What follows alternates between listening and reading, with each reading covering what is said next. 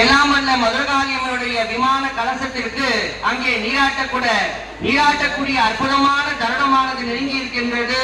எல்லாம் வல்ல அன்னையுடைய அருளை வெளிப்படுத்தும் விதமாக வானிலை கருடனும் இருக்கக்கூடிய காட்சியை 10 மணி அளவிலே மகா கும்பாபிஷேகமானது நடைபெறும்.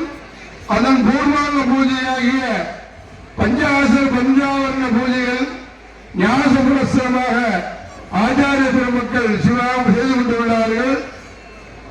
தொடர்ந்து அபிஷேகம் முடிந்தவுடன் சுவாமிக்கு தர்பாபட்டி அலங்காரம், வஸ்திரம், மாலை, சந்திரம் மற்றும் அலங்காரம் ஆகி தீபாராதனை நடைபெறும். அதனைத் தொடர்ந்து புனித நீர் தெளிப்பானை இயக்குமாறு கேட்டுக் கொள்ளப்படுகிறார்கள். கும்பாபிஷேகம் முடிந்து கலசத்திற்கு அலங்கார தீபாராதனை முடிந்தவுடன் புனித நீர் ஊற்றுவார்கள். ராஜகோபுரத்து ஆச்சாரிய பெருமக்கள் அதன் புனித ஊற்றுவார்கள். அதன் பிறகு புனித நீர் தெளிப்பானை இயக்குமாறு அன்புடன் கேட்டுக் கொள்ளப்படுகிறார்கள். இப்பொழுது மங்கள இசையானது துவங்க உள்ளது. வாத்திய வாசிங்க.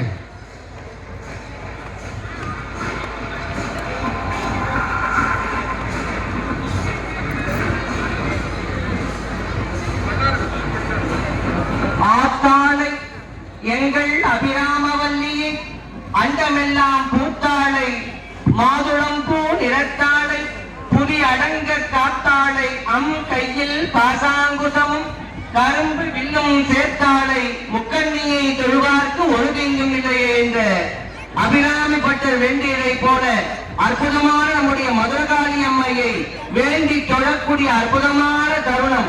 இந்த தருணத்திலே நம்முடைய மனதிலே என்னென்ன பிரார்த்தனைகள் இருக்கின்றனவோ அத்துணை பிரார்த்தனைகளையும் நம்முடைய மதுரகாளி அம்மையுடைய திருவடிகளிலே விண்ணப்பிக்கும் விதமாக அனைவரிடத்தில் கேட்டுக்கொள்கின்றேன். நம்முடைய இல்லத்திலே நல்ல இடம் வாங்க வேண்டும், வீடு கட்ட வேண்டும், நல்ல இல்லத்திலே நல்ல மக்கள் செல்வங்கள் என்று சொல்லக்கூடிய குழந்தை பேர் வேண்டும், இல்லத்திலே தங்களுடைய பிள்ளைகளுக்கு நல்ல தகுந்த வரன் அமைய பெற்று திருமணம் கைகூட வேண்டும், நல்லதொரு வாழ்வானது அமைய வேண்டும், நோயற்ற வாழ்வும் குறைவற்ற செல்வமும் நீடித்த ஆயுளும் நிறை வாழ்வும்